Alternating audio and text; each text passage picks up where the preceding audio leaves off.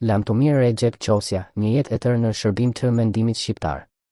Akademiku, shkrimtari, historiani i letërsisë dhe polemisti i madh shqiptar Recep Qosja u nda nga jeta më 23 prill 2026. Familja njoftoi se, sipas dëshirës së tij, varrimi u krye në ceremoni private familjare dhe nuk do të kishte pritje apo organizime publike nga familja. Disa media e dhanë si 90 vjeçar, ndërsa nga data e lindjes së njohur publikisht, 25 qershor 1936, rezulton se ai ishte në vitin e 90 të jetës. Recep Qosja lindi në Vuthay të Malit të Zi në vitin 1936. 4 klasat e para i kreu në vendlindje, gjysmëmaturën në Guci, më pas shkollën normale në Prishtinë në vitin 1959, ndërsa në vitin 1964 u diplomua në degën e gjuhës dhe letërsisë shqipe të Fakultetit Filozofik në Prishtinë. Në vitet 1967-1968 u specializua për shkencën e letërsisë në Universitetin e Beogradit, dhe në vitin 1971 mbrojti doktoratën për Azdrenin, një nga figurat kyçe të poezisë kombëtare shqiptare. Karriera e tij akademike është një pjesë themelore e historisë së albanologjisë në Kosovë. Ai u bë një nga figurat qendrore të Institutit Albanologjik të Prishtinës, ku shërbeu si studiues, më pas si drejtues, dhe prej 1972 deri më 1981 ishte drejtor i Institutit Albanologjik. Paralelisht ishte profesor në Fakultetin Filozofik të Prishtinës dhe shef shumë vjeçar i degës së letërsisë dhe gjuhës shqipe. Në këtë plan, Qosja nuk ishte thjesht pedagog apo administrator, ai ishte një organizator i mendimit shkencor shqiptar dhe një nga ata intelektual që e kuptuan se kultura nuk mbrohet vetëm me ndjenjë, por edhe me institucion. Në fushën e studimeve letrare, Recep Qosja mbetet një nga mendjet më të fuqishme që ka prodhuar bota shqiptare në shekullin XG dhe XGI. Ai botoi mbi 30 libra në kritik letrare, histori letërsie, publicistik, prozë, dramaturgji dhe polemik.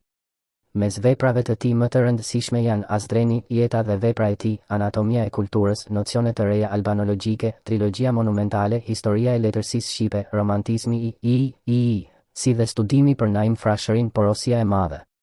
Këto nuk ishin libra të zakonshëm reference, ato u kthyen në pikë orientimi për studiues, student dhe lexues që donin ta kuptonin letërsinë shqipe jo si listë autorësh, por si organizëm historik, estetik dhe kombëtar.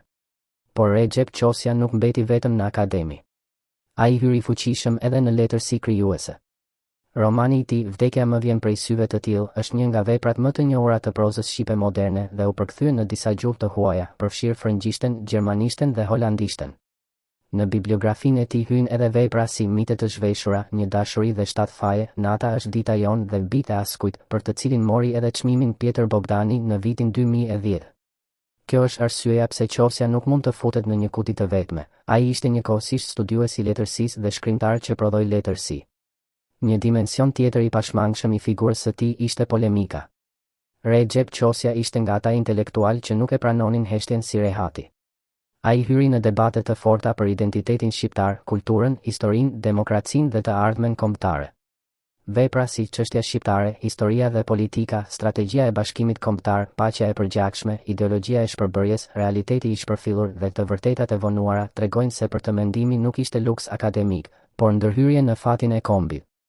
Ai ishte nga ata autorë që shkruanin me bindjen se ideja, fjala dhe interpretimi i historisë mund të ndikojnë drejt e në jetën politike të shqiptarëve. Edhe në politik, Qosja la gjurmë. Sipas biografisë së Akademisë së Shkencave dhe Arteve të Kosovës, ai u mor me veprimtari politike dhe në periudhën 1998-2000 drejtoi një parti politike në Kosovë. Zëri i Amerikës e ka vlerësuar gjithashtu për ndihmesën në zhvillimet politike të Kosovës dhe për angazhimin në momente me rëndësi historike, si Rambujeja. Kjo do të thotë se ai nuk ishte vetëm kronikan i historisë shqiptare, por edhe pjesëmarrës në kthesat e saj të mëdha. Për punën e tij shkencore dhe letrare, ai mori një sër vlerësimesh, ndërto çmimet e institucioneve të Kosovës, çmimin Pjetër Bogdani, si dhe dekoratën Nderi i kombit nga presidenti i Republikës së Shqipërisë në vitin 2000. Për te çmimeve, ai u njoh gjerësisht si një nga figurat më përfaqësuese të mendimit kombëtar shqiptar. Në vitin 2010, Instituti Albanologjik botoi edhe kompletin e veprës së tij në 29 vëllime, një tregues i qartë i peshës dhe përmasës së trashëgimisë së tij intelektuale.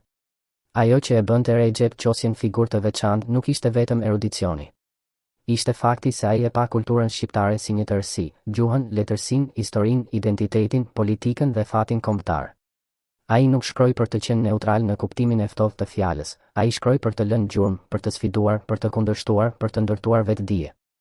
Në këtë kuptim, qosja i përkiste atij brezi intelektualësh që nuk e ndanin dijen nga përgjegjësia. Prandaj vdekja e tij nuk është vetëm humbja e një akademiku. Është mbyllja e një kapitulli të madh të mendimit shqiptar.